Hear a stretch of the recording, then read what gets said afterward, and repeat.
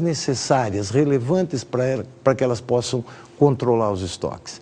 Segundo, é que a gente precisa estabelecer como que a gente vai coletar as informações, ou seja, quais os instrumentos, que ferramentas que eu vou ter a informação. É pesquisa externa, é informação formal, é informação informal, vou escutar boatos, vou sondar o que acontece.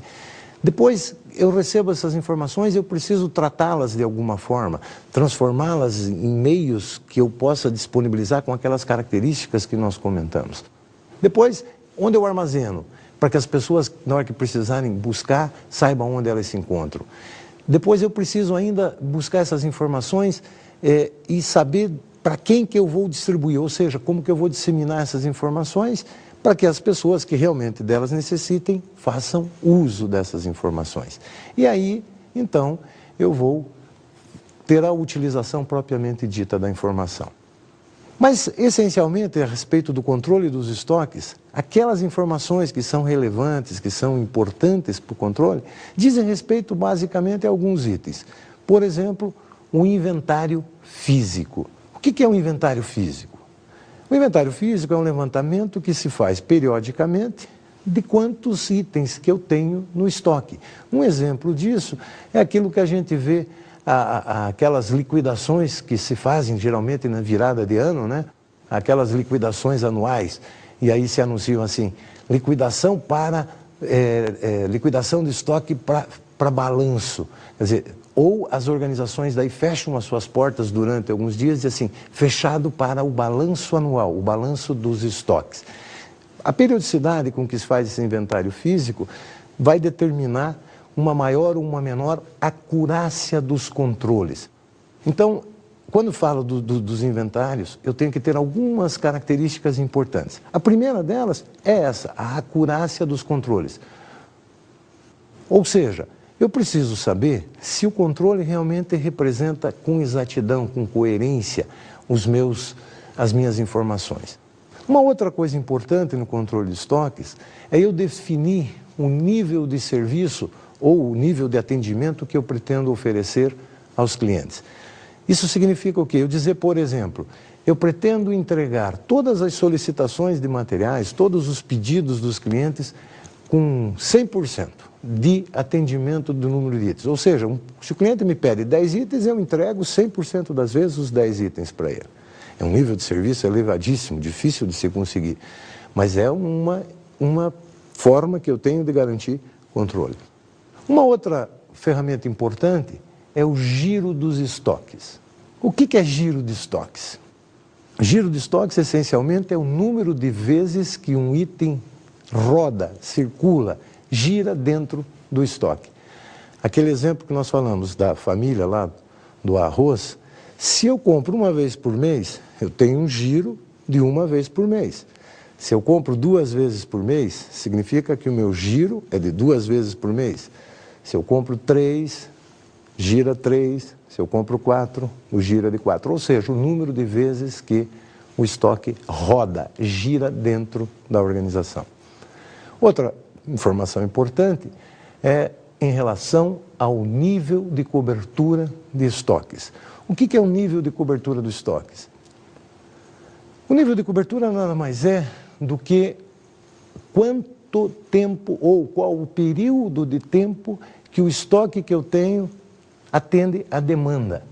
Ou seja, se eu tenho estoque para 10 dias, o meu nível de cobertura é de 10 dias. Se a demanda, digamos, eu tenho um item que tem uma demanda de 5 unidades por dia, eu tenho 50 itens no estoque, o meu nível de cobertura é de 10 dias, ou seja, o consumo de 5 unidades por dia durante 10 dias.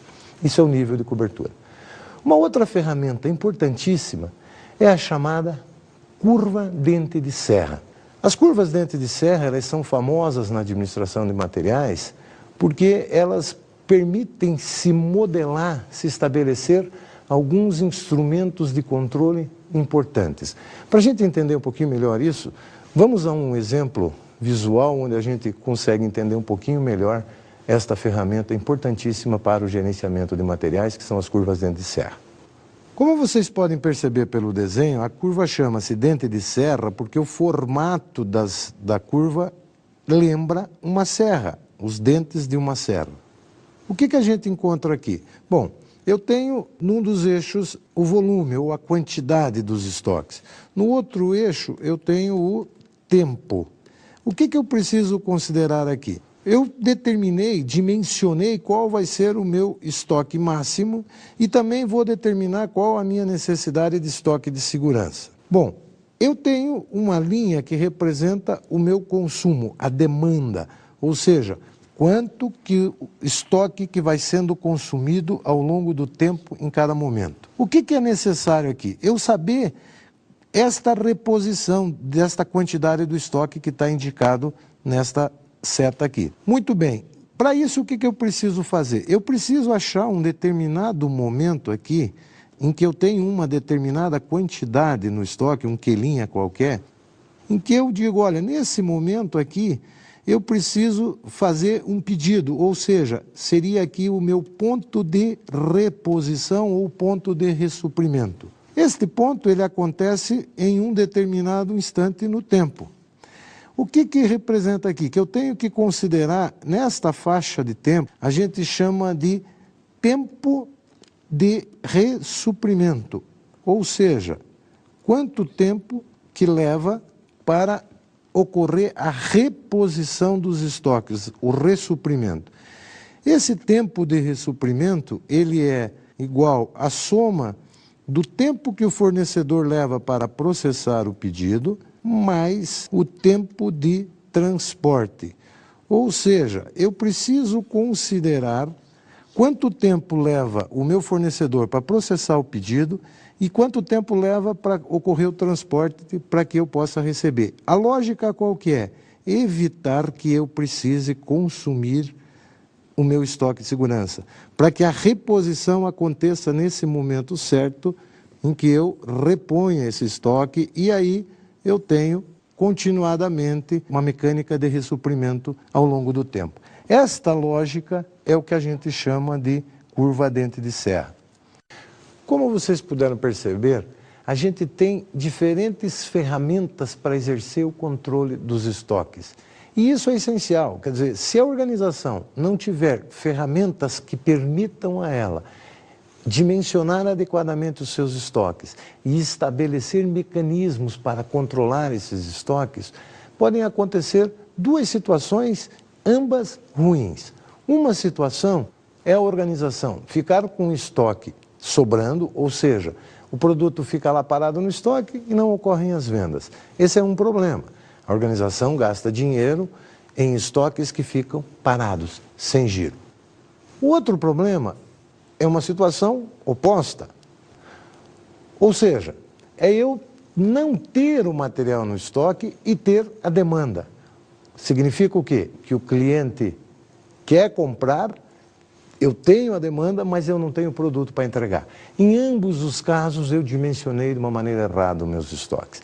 Ou seja, é necessário que eu tenha informações adequadas, corretas, para poder dimensionar adequadamente os estoques e gerenciar adequadamente esses estoques.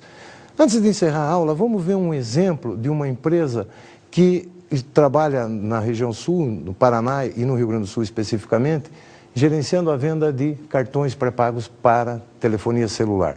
Esse exemplo mostra como a organização consegue, gerenciando adequadamente as informações, ela atende bem o mercado e, ao mesmo tempo, controla os seus estoques em tempo real. Através de celulares específicos para cada operadora, os agentes de venda podem visualizar o roteiro das visitas, além de disponibilizar o estoque real para pesquisa no atendimento ao cliente, entre outras informações. Uma outra frente do projeto atua fazendo a integração do sistema do celular com o ERP da empresa. Com um sistema de monitoramento, permite-se a visualização das execuções de cada agente, metas, estoques e histórico dos pontos de venda atendidos. O investimento foi cerca de R$ 180 mil e 20 meses de desenvolvimento do projeto. Como vocês puderam perceber neste exemplo, a empresa consegue, ao mesmo tempo, gerenciar bem os seus estoques, gerenciar bem o atendimento aos seus clientes e, consequentemente, consegue expandir a sua área de atuação, consegue melhorar o nível de atendimento, consegue fazer com que os seus clientes fiquem satisfeitos. Consequentemente, ela conquista mais mercados. Então, essencialmente, um bom dimensionamento dos estoques, um bom controle dos estoques, permite uma maior competitividade às organizações.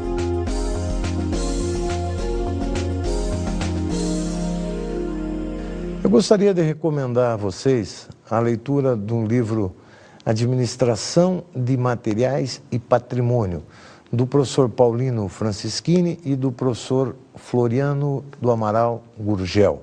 É um livro da editora Thomson Pioneira, onde vocês com certeza poderão aprofundar os conceitos trabalhados nessa aula, onde vocês terão a oportunidade de entender um pouco mais aprofundadamente a questão do dimensionamento dos estoques e do controle desses estoques como algo fundamental e importante para a competitividade das organizações. Muito obrigado mais uma vez, fiquem com Deus, até uma próxima.